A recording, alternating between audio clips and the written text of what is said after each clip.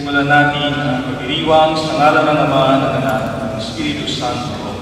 Amen. Ang pagpapala ng ating Panginoong Jesucristo, ang pag-ibig ng Diyos Ama, at ang pagpagkaisa ng Espiritu Santo naway sumayinyong lahat. At sa kayo, Magandang umaga sa inyo lahat. magandang umaga. Patiin natin ang bawat isa. Magandang umaga. Good morning. Morning.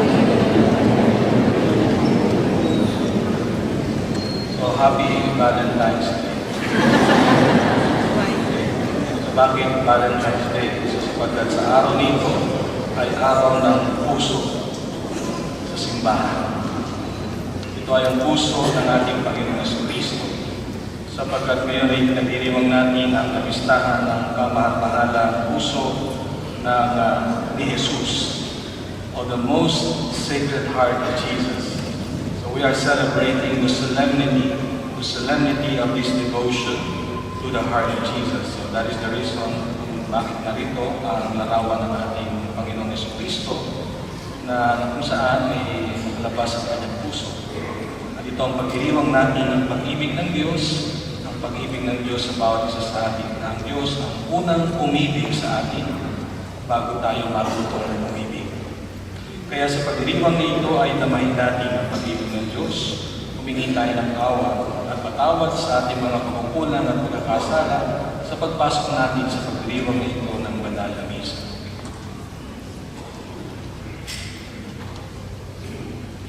Inamin ko sa makapangyarihang Diyos at sa inyong mga kapatid, Ang pagkakasala sa Espiritu Santo at sa aking pagkukulang, kaya sinasama ko sa pagdiriwang Maria, sa lahat ng aking kapatid, at sa inyong mga kapatid, na aking sa Panginoon. Kaawaan tayo ng makapangyarihang Diyos, patawarin tayo sa ating mga kasalanan at patnubayan tayo hanggang sumapit tayo sa buhay na walang hanggan. Amen.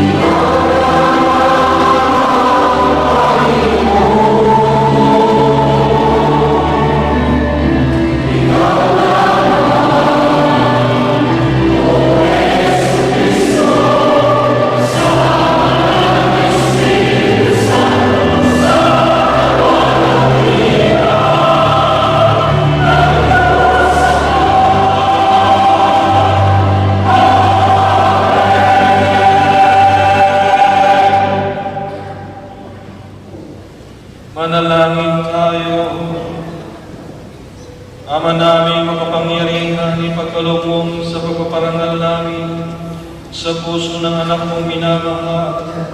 Ngayong ginugunita namin ang kanyang pag-ibig na aming pinakikinabangan. Kami naway pag-indabati, madaluyan na nag-uumapaw na batis na mga biyayang iyong bigay sa pamamagitan ni Jesu Cristo kasama ng Espiritu Santo magpasawalang hanggan.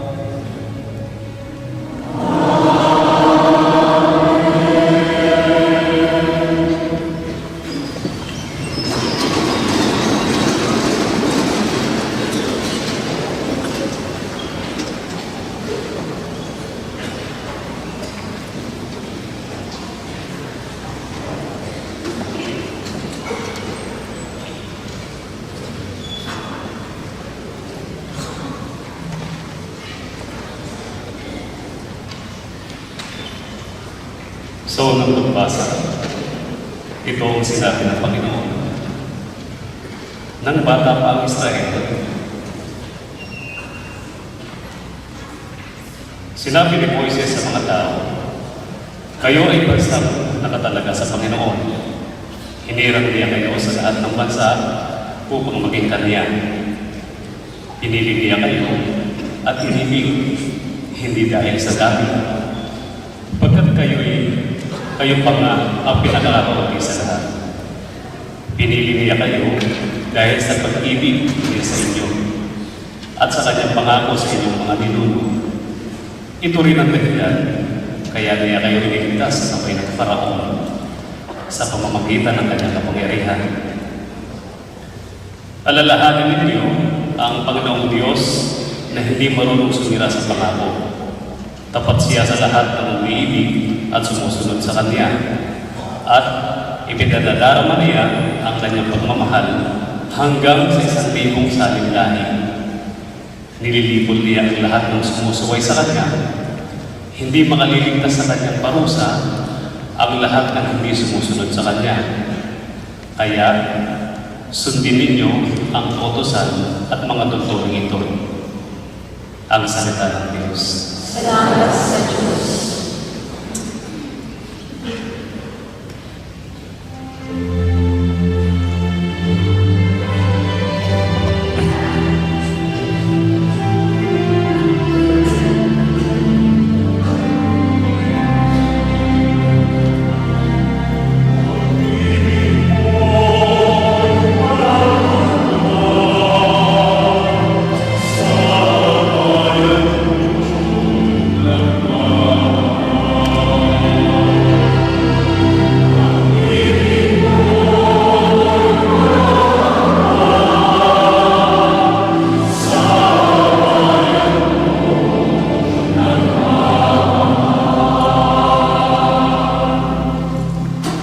Panginoon, papurihan, purihin mo, kaluluwa.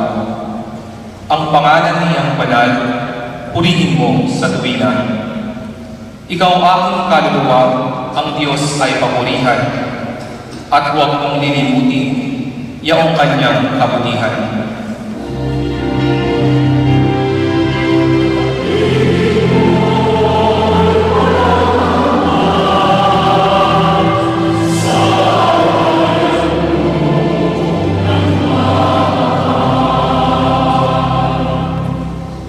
Ang lahat kong kasalanay, siya ang nagpapatawad. At anumang aking sakit, ginagamot niyang lahat. Sa bingit ng kamatayan, ako ay iniligtas at pinagpapala ako sa pag-ibig niya't habag.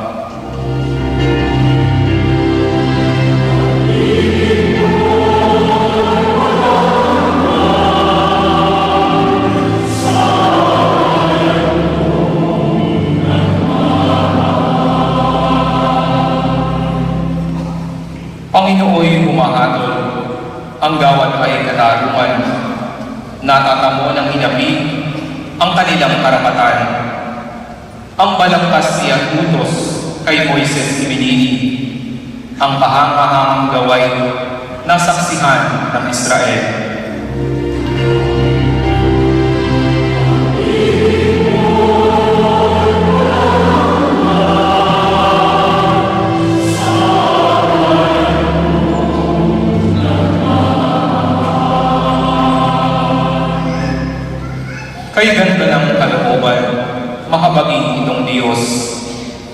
magalit ay banayad, kung umibig na may lubos.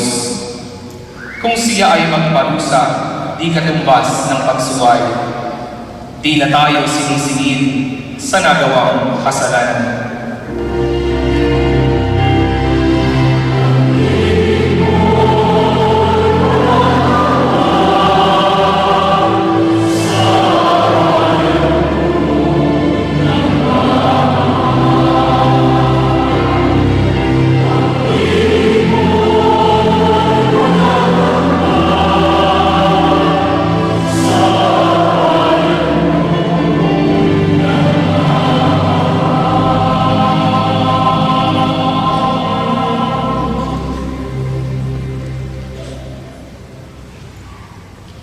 Pagbasa mula sa unang sulat ni Apostol San Juan.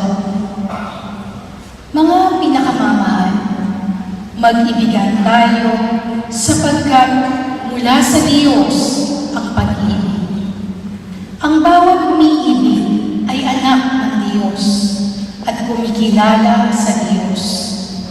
Ang hindi umiibig ay hindi kumikilala sa Diyos sapagkat ang Diyos ang pag-ibig.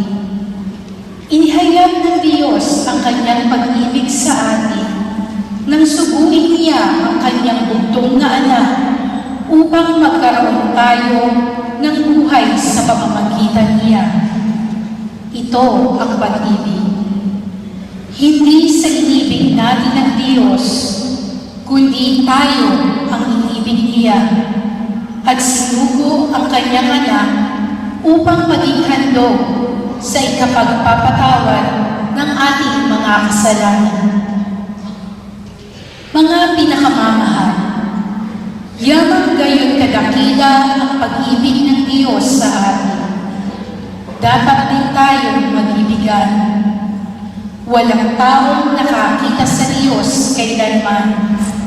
Ngunit kung tayo'y nag-iibigan, nasa atin siya at nagiging ganap sa atin ang kanyang pag-ibig.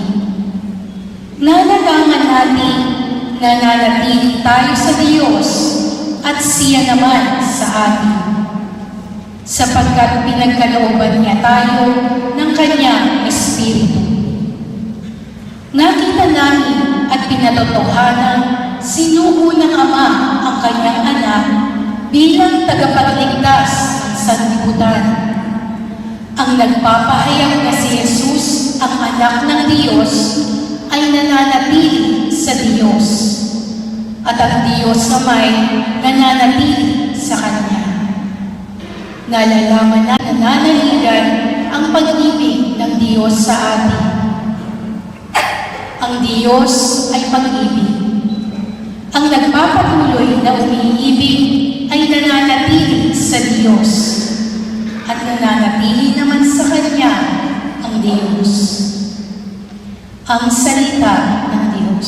Salamat sa Diyos. Magsasayo po ang lahat ng pagtutugay sa ating balita.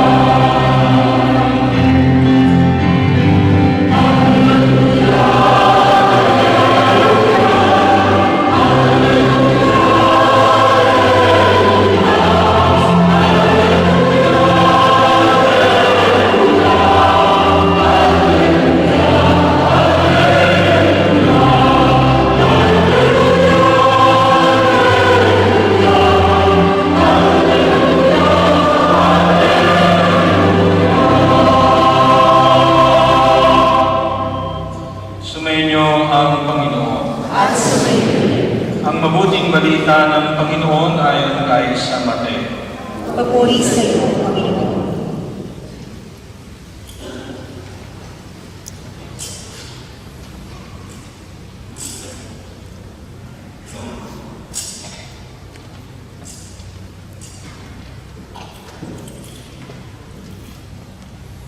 Noong panahong iyon, sinabi ni Jesus, "Pinasasalamatan kita, Ama, Panginoon ng langit at lupa, sapagkat inilihim mo ang mga bagay nito sa marurunong at matatalino, at inihayag sa mga may kaloobang tulad ng sa bata. Oo, Ama, sapagkat gayon ang ikinalulugod mo. Ibinigay sa akin ng aking Ama ang lahat ng bagay. Walang nakakakilala sa anak kundi ang Ama, at walang nakakakilala sa Ama kundi ang anak, at yaong marapating pagpahayagan ng anak. Lumapit kayo sa akin kayong lahat ng nababagal at nabibigatan sa inyong pasanin, at kayo'y pagpapahingay. Pasanin ninyo ang aking pamatok at pag-aaral kayo sa akin. Ako'y mahamo at mababang loob, at makasusumpong kayo ng kapahingahan para sa inyong kaluluwa. Sapagkat maginhawang dalhin ang aking pamatok, at magaan ang pasanin ibibigay ko sa inyo. Mga kapatid, ang mabuting balita ng ating kaligtasan. Pinupuri ka namin, Panginoon Jesus.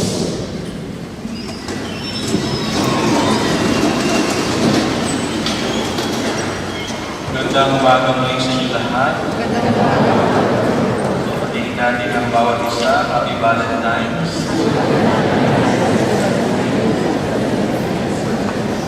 So tingnan mo nga yung katabi mo at pusuan mo.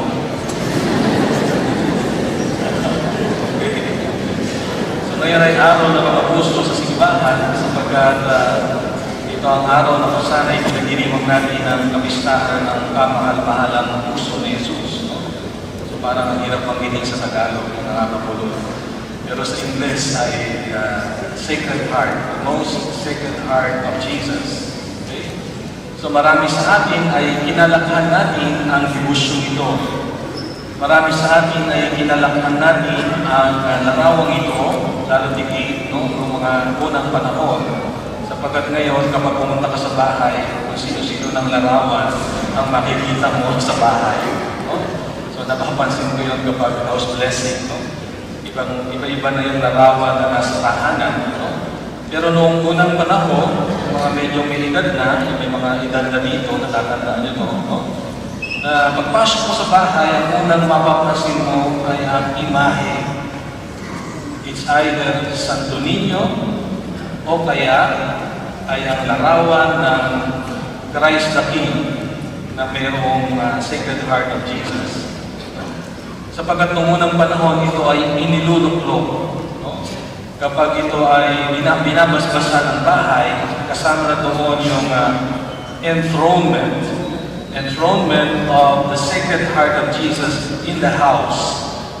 And at the same time, the consecration of the family to the Sacred Heart of Jesus.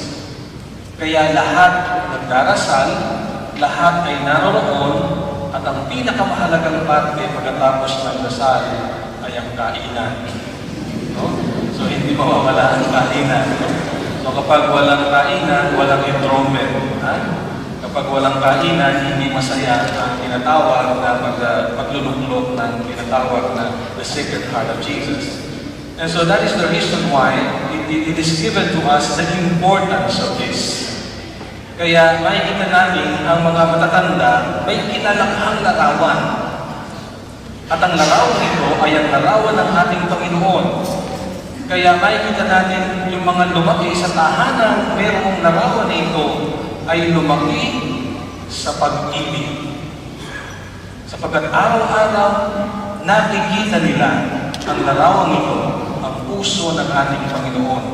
Araw-araw, bago sila umalis ng tahanan, nag-aantanda sila ng krus, at pagbalik ng bahay, nag-aantanda ng krus. Ngayon, pagbalik ng bahay at pag-alis ng bahay, wala ng lahat ito. So So nawala yung mga magagandang tinatawag nating gawain noong mga sinuunang panahon. Sino ang nagtanggal? Irene. No? Kaya makikita natin ano ang kinalakhan ng mga taong nasa tahanan. Wala na. Kanya-kanya. There is always division. There is always hatred. There is always yung tinatawag natin impatience to one another. Because Jesus is not anymore enthroned in the house. Kaya kung pagkatapos ng tinatawag natin na kapistahan ito sa pagdiriwang ng banal na misa, let us enthrone again Jesus in our own hearts and at the same time in our own houses. Upang makita natin ang kahalagahan at ang epekto nito sa pang-araw-araw nating buhay.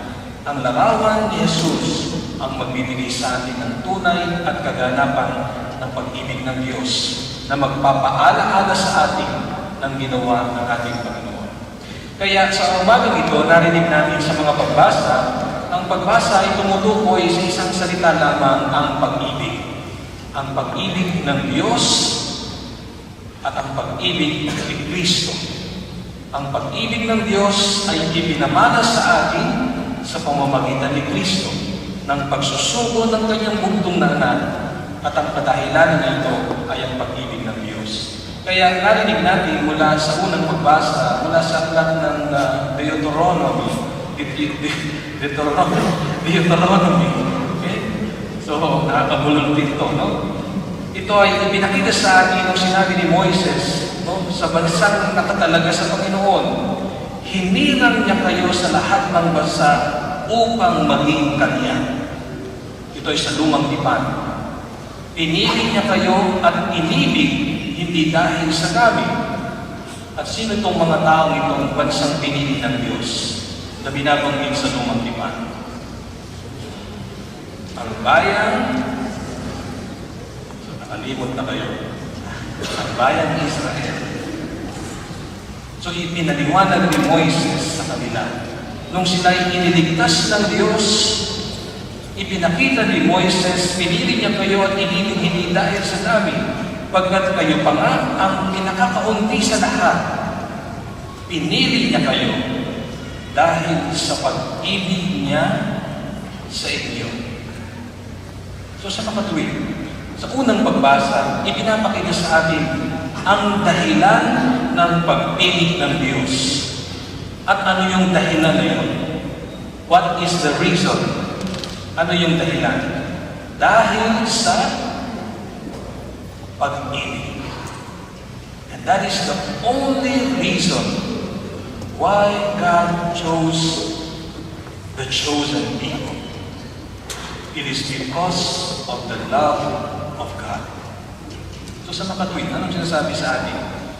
Lahat ng bagay na ginagawa natin may dahilan. And there is always reason. Ang tanong, ano ang dahilan? Halimbawa, bakit kayo nagsisimba? Ano ang dahilan? Bakit kayo nakikinig sa akin? Ano ang dahilan? Bakit kayo nagsasakripisyo? Ano ang dahilan? Kaya sinasabi sa atin sa unang pagbasa, dapat ang maging batayan at pamantayan ng dahilan ng tao ay dahil sa pag-ibig natin sa Diyos. Bakit tayo dumudulog sa hapag ng Panginoon? Hindi dahil sa kasama mo. Hindi dahil mas malamig sa loob ng simbahan ito. Hindi dahil sa isusuot mo. Hindi dahil sa pagkatapos ng misa ay meron kayong pupuntahan. The reason must always be sapagkat minamahal ko ang Diyos. Kaya ako dumudulog sa Kanyang hapagkainan. Sa ikalawang pagbasa, narinig natin, ito ay mula sa unang sulat ni Apostol San Juan. At ipinakita sa atin dito ang tunay na kahulugan ng pag-ibig. At ipinakita, sinasabi dito, mga pinakamamahal, yamang gayong dakila, kadakila ang pag-ibig ng Diyos sa atin, dapat tayong mag-ibigan. Sapagkat ipinakita niya dito ang tunay na kahulugan ng pag-ibig. Sabi niya, ito ang pag-ibig. Hindi sa inibig natin ng Diyos, kundi tayo ang inibig niya. Ito ang kahulugan ng pag-ibig na sinasabi sa atin ni Apostol San Juan. It is God who first loved us before we learn to love. So in that case, makikita natin who is the source of love. Sino ang pinagmumulan ng pag-ibig? Ang Diyos lamang. At makikita natin yun kung bakit. Kaya ito ang sinasabi sa atin ni San Juan. Sa mabuting balita, ito ay mula sa Ebanghelyo ni San Mateo.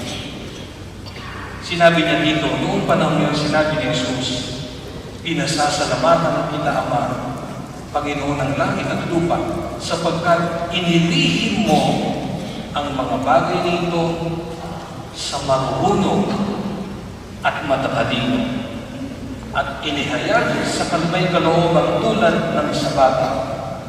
Oo, Ama, sapagkat gayon ang ikinalulugod."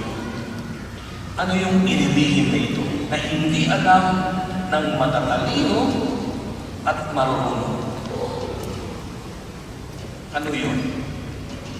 Ang magmahal. Bakit? Sapagkat ang marunong at matalino, ang ginagamit niya ang isip. Ngunit ang mga mangmang at may kaloobang bata, ano ang kanyang nagahari sa kanya? Ang kalooban. Hindi nga ako matalino, pero may puso naman ako. Okay? At ito ang sinasabi ni Kristo, "Salamat, Ama, pinasasalamatan kita, Panginoon, sapagkat inilihim mo ang mga bagay nito sa mga marunong at matatalino at inihayag sa mga ikaloobang tulad ng sa bata, sapagkat gayon ang ikinalulugod mo." Kaya sa huling bahagi, sinabi niya, "Lumapit kayo sa akin. Kayong lahat ng napapagal at nabibigatan sa inyong pasanin, at kayo'y pagpapahimik."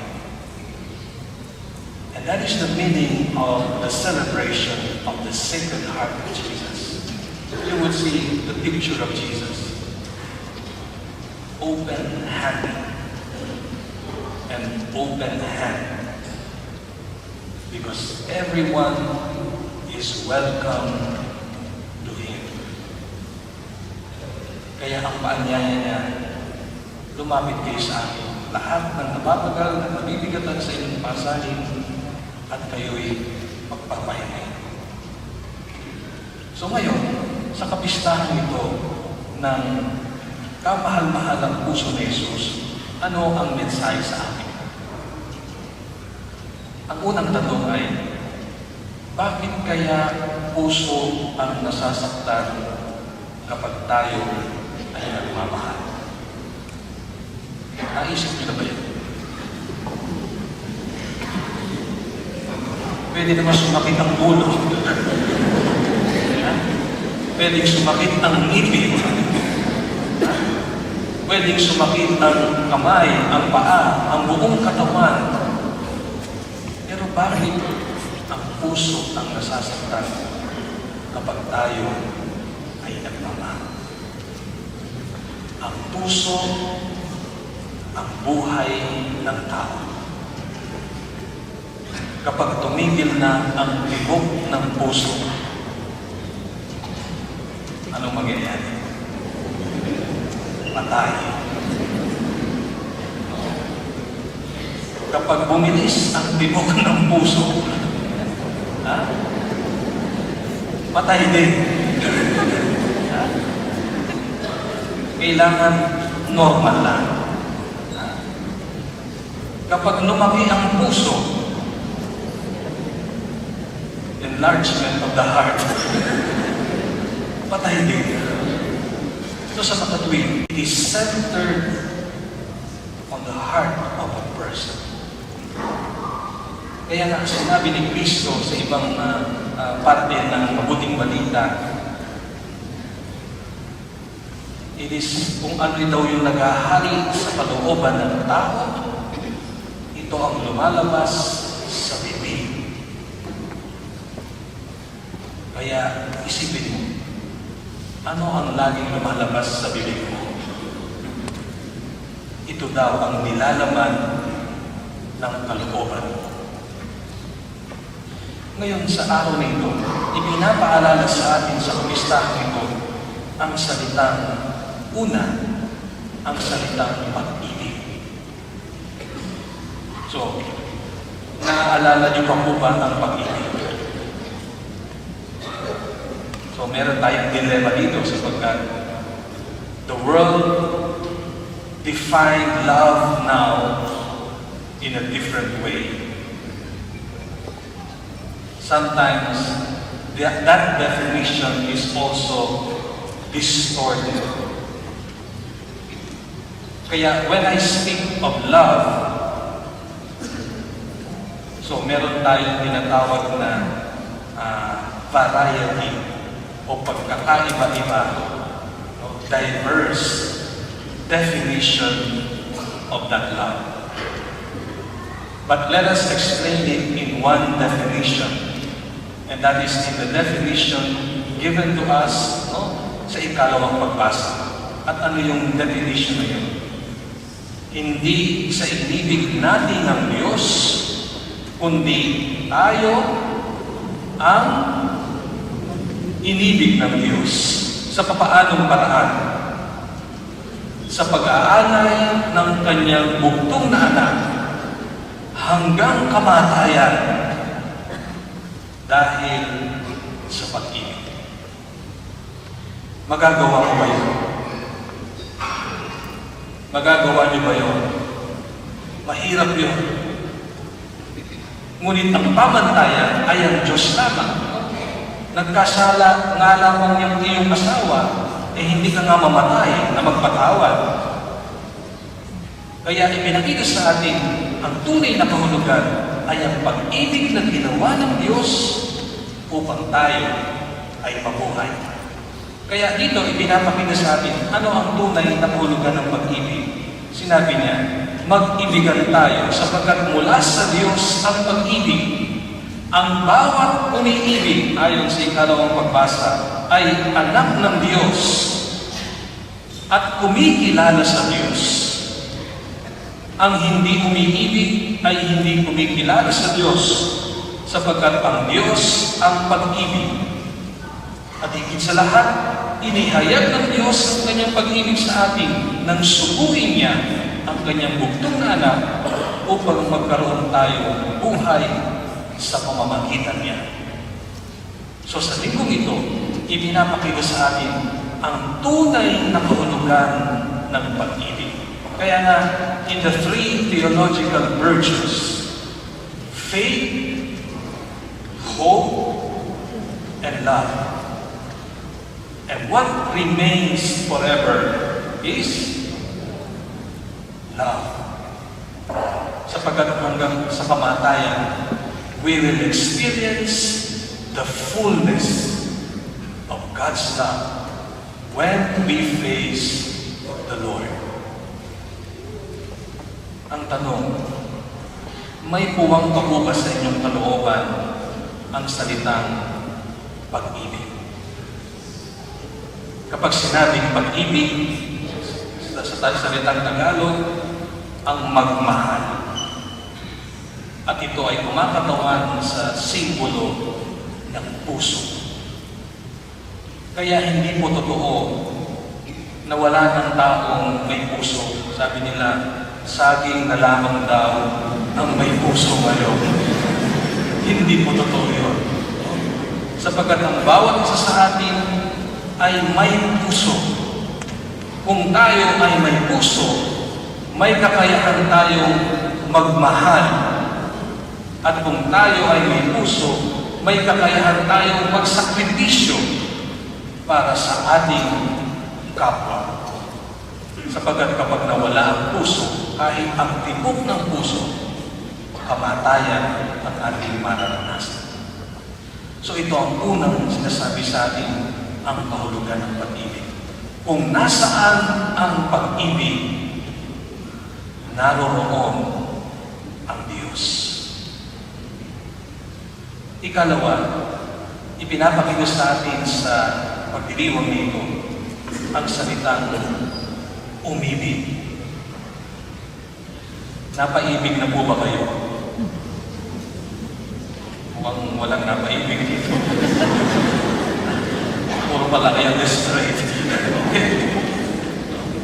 Kapag kayo ay umibig, ano ang pakiramdam? Wala ba kayong pakiramdam? Ha? Kapag umibig ka, anong pakiramdam mo? Sabi nila, it is an experience of cloud nine. Ha? Parang bangang ka daw. Hindi mo alam ang nangyayari. Ha? Bakit? Sapagkat umiibig ka. Kahit ang itsura mo, hindi mo na naaalala.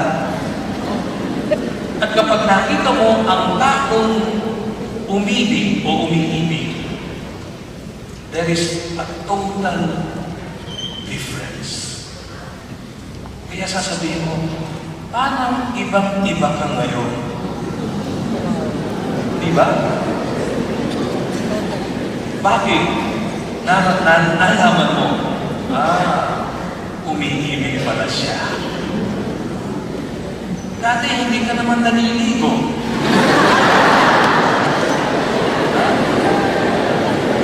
Napapansin ko, araw-araw, naliligo ka na.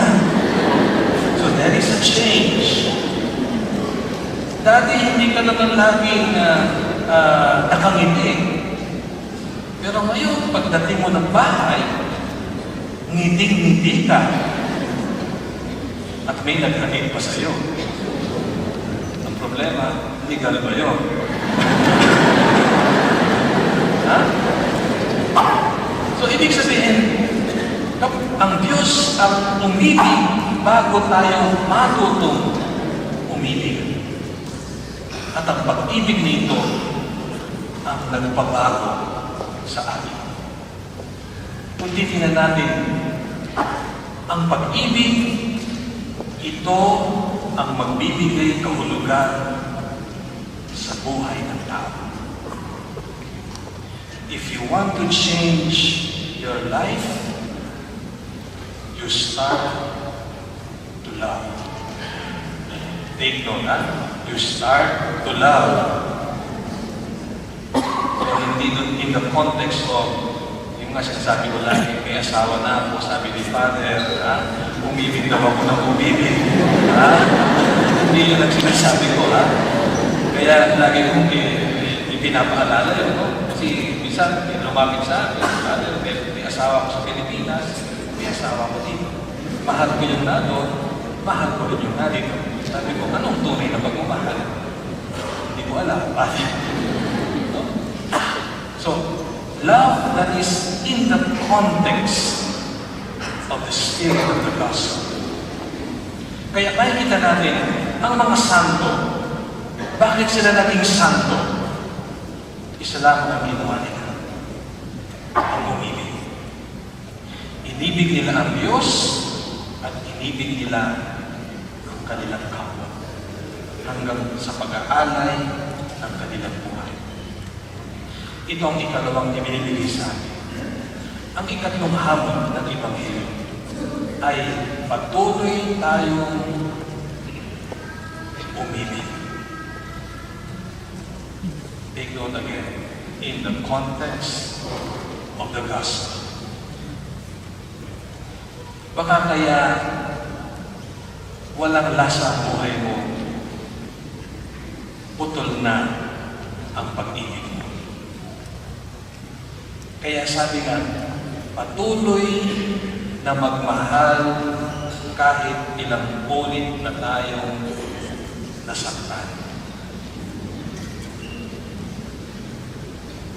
natakot pa rin ako sa salitang ito, ha? Baka in a different context ninyo sabihin ang bagay ito. Sapagkat kung tayo ay nasasaktan at patuloy tayong umiibig, ito ang tunay na kahulugan ng pag-ibig. Sabi ni Santa Mother Teresa, love and love until it hurts. At ito ang puso katulad ni Kristo. Nasaktan, iniwan, pumahin.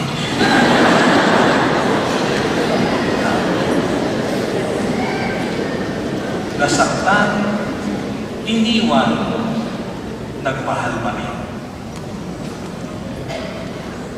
Natutunan ninyo, ha? At iyong si Kristo, nasaktan, ipinako sa krus, namatay. Iniwan ng mga alagad, ha? Dahil sa kamatayan. Ngunit nung siya'y iniwan, patuloy pa rin siya nagmahal. Because love has power. Take note of that. Love has power. It can change. We can say, kaya niyang sakupin ang isang pamayanan. Love can conquer the world. And that is the way Jesus did. He conquered the world, not by arms, not by ammunition, but He conquered the world by love. At tayo yun. Tayo ang nasakop ni Kristo dahil sa pag-ibig ng Diyos. Kaya dapat tayong patuloy na pumili. Tingnan mo, ano ang mas maganda? Ang taong may kaaway o ang taong may pag-ibig? Hindi kayo makapili ngayon, ha? Pagmasdan mo ang taong maraming kaaway. Pagmasdan mo yung katabi mo. Ha? Kapag ang tao maraming kaaway, anong mapapansin mo sa aura niya? Hindi si aura na sa TV, ha? Yung aura niya. Ha? Anong mapapansin mo? Medyo madilim. Medyo nakakatakot magsalita. Ha? Bakit? Sapagkat baka pag nagsalita ka ay bigla kang balikan niya. Di ba?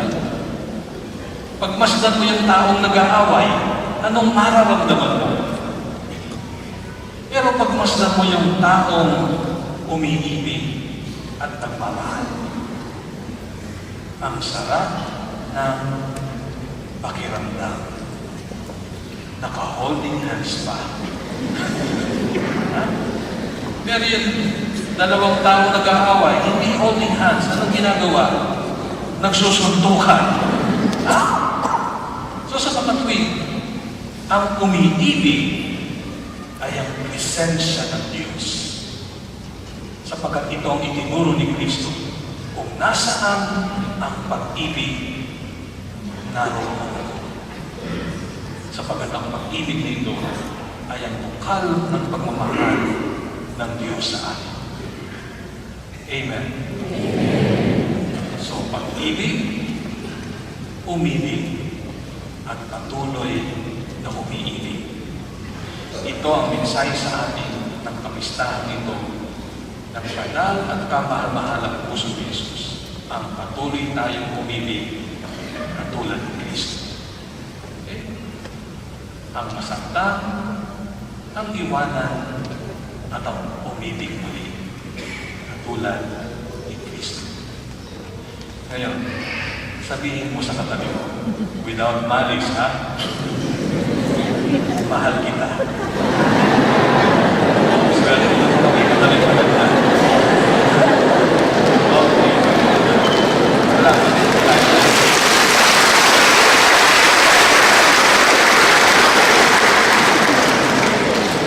Ngayon tayo.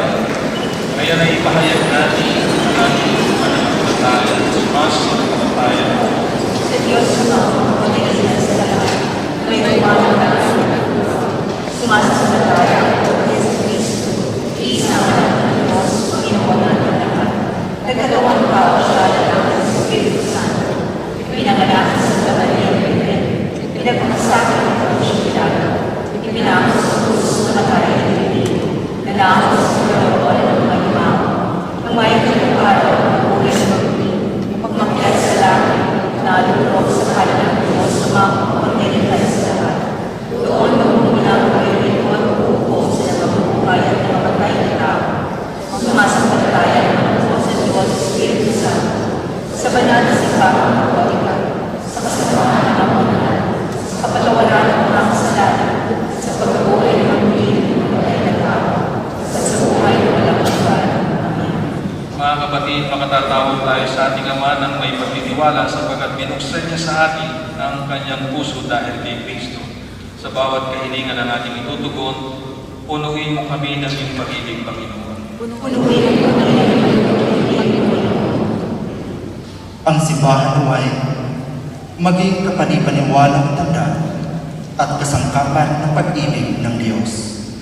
Manalangin tayo. Punuin ang Panginoon ng Panginoon. Ang mga mag-anak naway mamuhay na mayroong tunay na pagmamahalan at pagkakaunawaan. Manalangin tayo. Punuin ang pag-ibig. Ang mga nahihirapan at nabibigatan sa mga pasanin sa buhay, naway makatagpo ng ginhawa sa mapagbigay ng puso ng ating tagapagligtas. Manalangin tayo. Punuin mo kami ng iyong pag-ibig, Panginoon. Ang mga may sakit, naway makilala ang pag-ibig ni Kristo sa kanilang pakikiisa sa paghihirap ni Jesus. Manalangin tayo. Punuin mo kami ng iyong pag-ibig, Panginoon. Ang mga yumao naway makatagpo ng walang hanggang kagalakan sa puso ni Kristo. Manalangin tayo. Punuin mo kami ng iyong pag-ibig, Panginoon. Ama namin mahabagin, tanggapin mo ang mga panalangin ito na inialay namin kaysa ng binusok ng sibat na puso ng iyong mahal na anak na nabubuhay nag-ahari magpasawalang hanggan. Amen.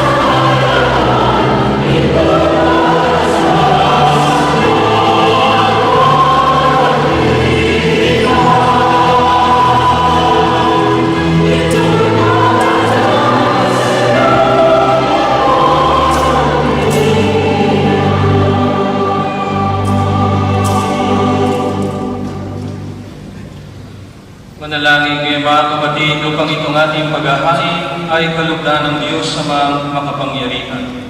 Nagkaguluhan ng Panginoon ang pag-ahayin sa iyong mga kamay, sa kapurihan niya at karangalan sa ating mga pinagamaan sa buong sabayan niya. Ama namin na bighatong ngayon mo ang di malilim na pag-ibig ng anak mong pinakamamahal upang sa iyong pagpapatawa ng aming mga kasalanan, ang inihahain namin ay maging kalugudugon na mga alay sa pamamagitan ni Yesu Cristo kasama ng Espiritu Santo magpasawalang hanggan. Amen. Sumainyo ang Panginoon. At sa iyo, Itaas sa Diyos ang inyong puso at diwa. Pasalamatan natin ang Panginoong ating Diyos. marapat na siya ay salamat.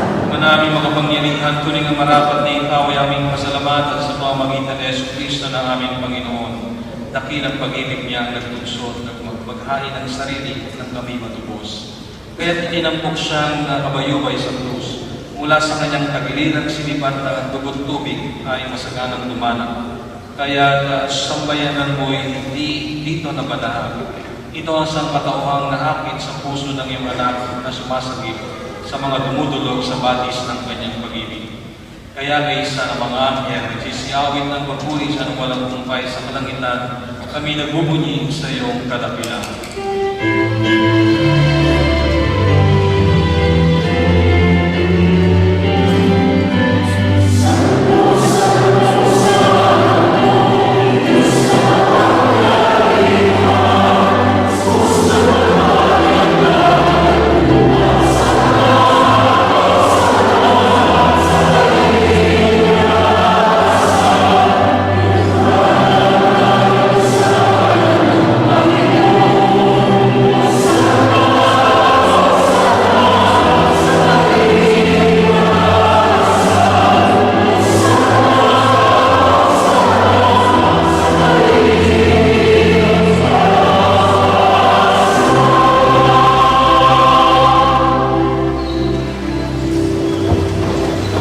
Manaming ikaw ang pupatan ka ng kabanalan, kaya sa pamamagitan ng Espiritu, gawin mong banal ang mga kalugit upang para sa amin, maging katawan at dugo ng aming Panginoong Yesu Cristo.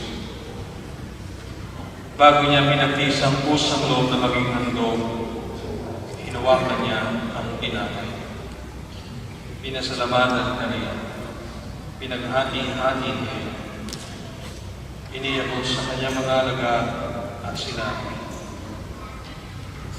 tanggapin ninyong lahat ito at kanin. Ito ang aking katawan na ihahandog para sa inyo.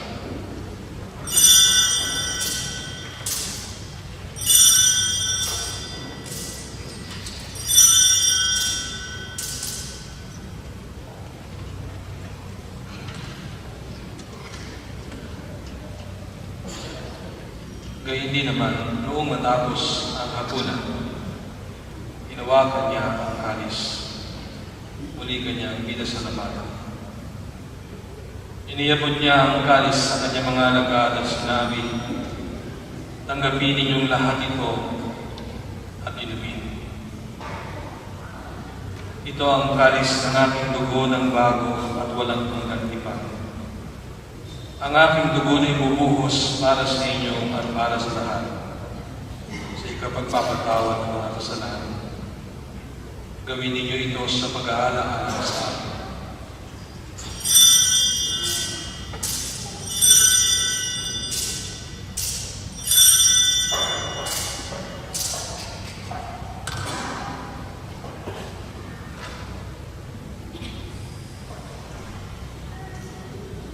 Ipagbunyi natin ng misteryo ng pananampalataya.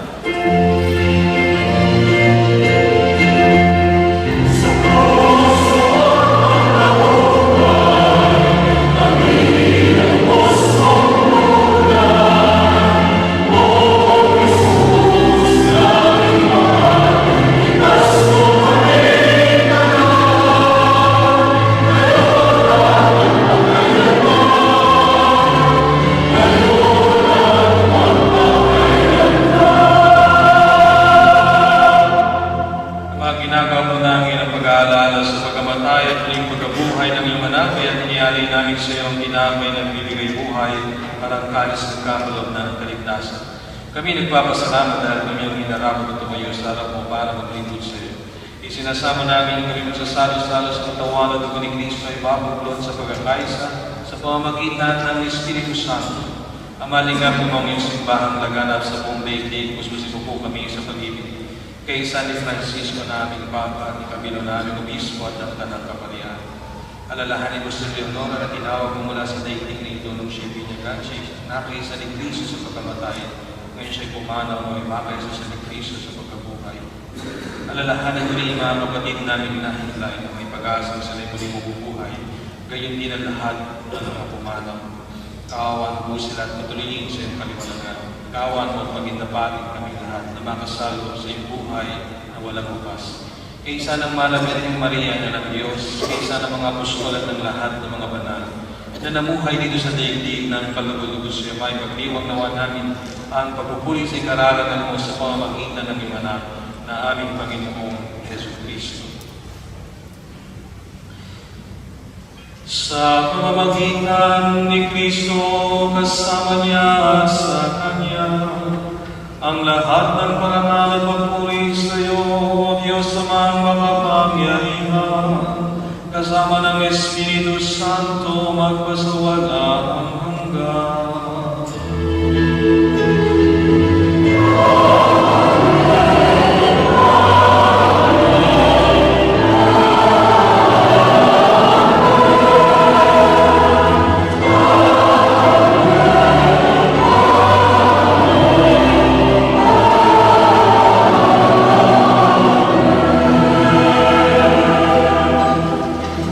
Sa tagawinin naman ang magagaling na ulo sa turo ni Jesus na Panginoon natin ang Diyos, ipahayag natin ng lakas niya.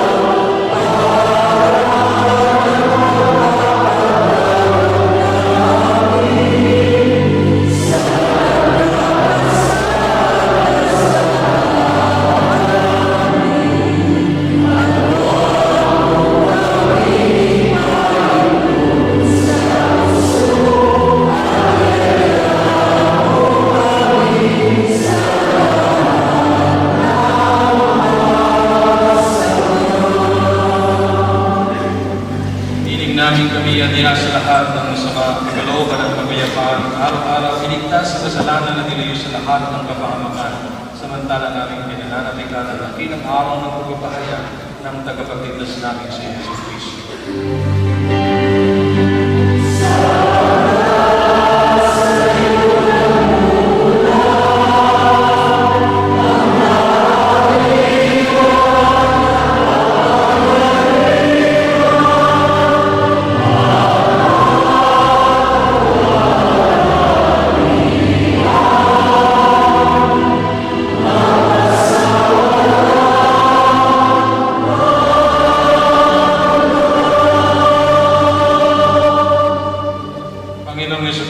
Sinabi mo sa iyong mga apostol, kapayapaan ang iniiwan ko sa inyo. Ang aking kapayapaan ang ibinibigay ko sa inyo, tunghayin mo ang aming pananampalataya at huwag ang aming mga pagkakasala. Pagkalooban mo po kami ng kapayapaan at pagkakaisa ayon sa iyong kalooban, kasama ng Espiritu Santo, pagpasawalang hanggan. Amen. Ang kapayapaan ng Panginoon ay lagi mo sa inyo. At sa Panginoon. Bigayan tayo ng kapayapaan sa Diyos.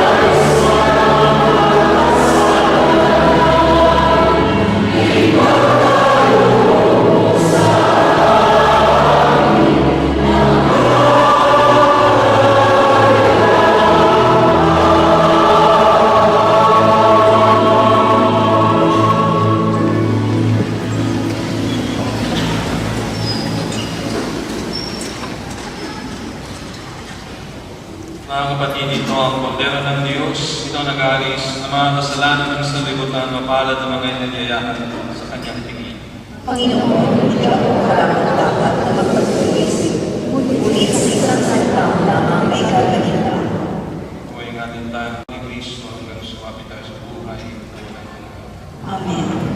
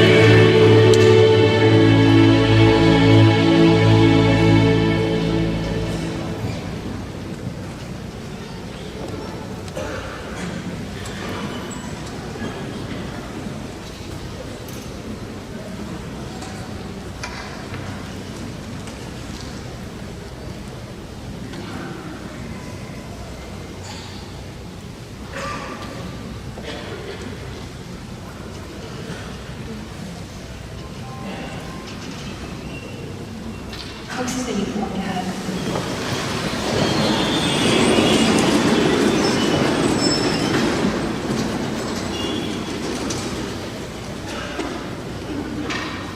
Manalangin tayo, Ama naming mapagmahal. Pag-alamin nawa ng pag-ibig sa aming mga kalooban, sa pagsasalo sa pagmamahal mo sa pakikinabang, at sa aming pag-akit sa iyong anak araw-araw.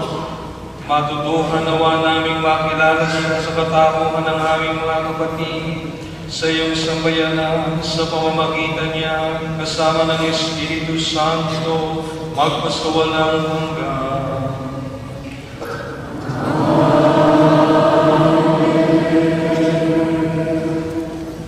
Tayo po ay magsisimbo para sa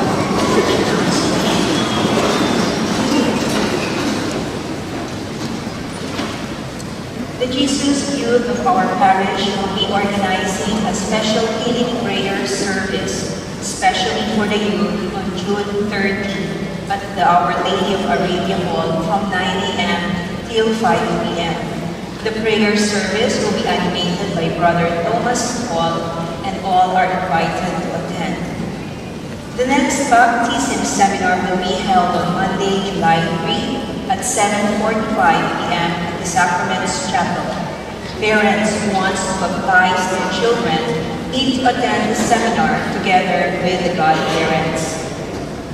On July 7, first Friday of the month, the adoration will be conducted at 2 p.m. here at the main church. And on July 1st, first Saturday of the month, we invite all parishioners to participate in praying of the Rosary with candlelight procession in the parish ground, from the main church to the grotto after the 7 p.m. Mass. SFC, or the Singles for Christ, is inviting single men and women ages 21 to 40 years old to attend the Christian Life program. There will be 12 talks to be given every Friday at 4 p.m. starting from today, June 23. The Feast of Our Lady of Perpetual Succor. In honor of the Feast of Our Lady of Perpetual Succor, we will be having a Mass on June 27 at 7 p.m. here at the main church, and all are invited to attend. Tayo po ay magsitayo at sabay-sabay natin dasalin ang prayer for the daily renewal of consecration. Sabay-sabay po tayo. Leader of those who are serving, carrying my consecration, and before your heavenly heart, please accept me, my beloved one, and use me as a wish to accomplish your designs upon earth. I consecrate you myself wholly without reserve. I am yours, my Lord, my Creator, and all that I have is yours. Loving Father, as I am your own, give me and defend me as your property and your own possession. Amen. Inayayahan ko yung birthday para sa special blessing as you celebrate your birthday.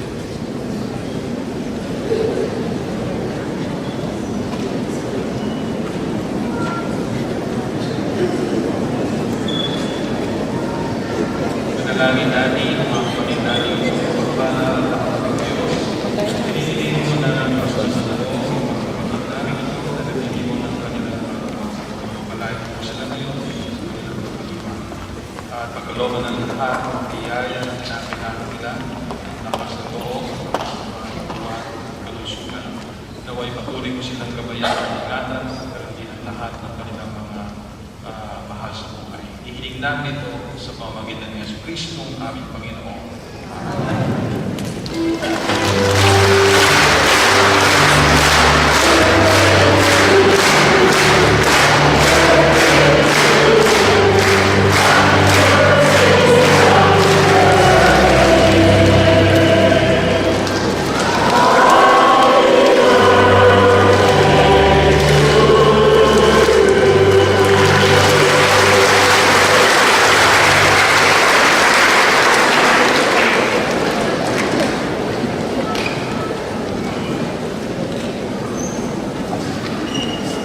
Ngayon ay kapistahan ng banal na puso, ang mahal-mahalang puso ni Jesus.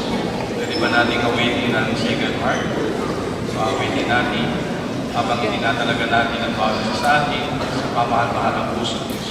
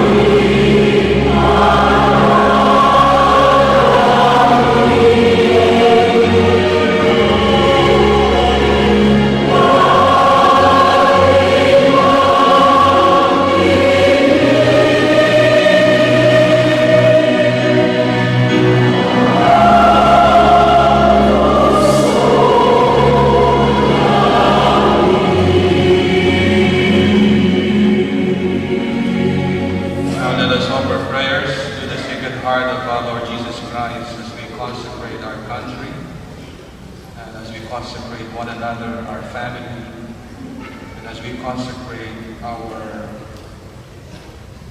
loved ones, we pray together, Our Father, who art in heaven, hallowed be thy name. Thy kingdom come, thy will be done, on earth as it is in heaven. Give us today our daily bread, and forgive us our trespasses, as we forgive those who trespass against us. And lead us not into temptation, but deliver us from evil. Let us also ask the intercession of the Immaculate Heart of Mary as we pray together. Hail Mary, full of grace, the Lord is with thee. Blessed are you among women, and blessed is the fruit of thy womb, Jesus. Holy Mary, Mother of God, pray for us sinners, now and at the hour of our death. Amen. That love may reign in our hearts as God gave us His only begotten Son to express His love to us, and we pray together. Glory be to the Father, The Son, and the Holy Spirit, as it was in the beginning, now and ever shall be, world without end. Amen. Sumayin niyo ang Panginoon At sumayin at naway pagpalain kayo at ingatan ng makapangyarihan Diyos Ama, Anak, at Espiritu Santo. Amen. Ang banal na misa ay ganap na kumayo tayo sa pag-ibig ni Kristo. Salamat sa